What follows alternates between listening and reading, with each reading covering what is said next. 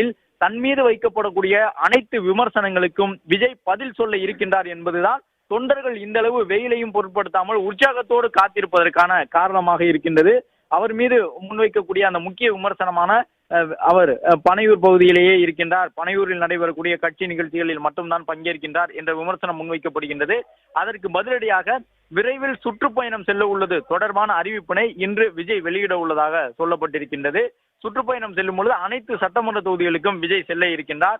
அது மட்டுமல்லாமல் தன்னை விமர்சிக்கக்கூடிய அரசியல் தலைவர்கள் தொடர்பாக தனக்கே உரிய அந்த வழக்கமான நகைச்சுவை பாணியில் விஜய் தன்னுடைய பதிலடியை கொடுப்பார் என்றும் எதிர்பார்க்கப்படுகின்றது.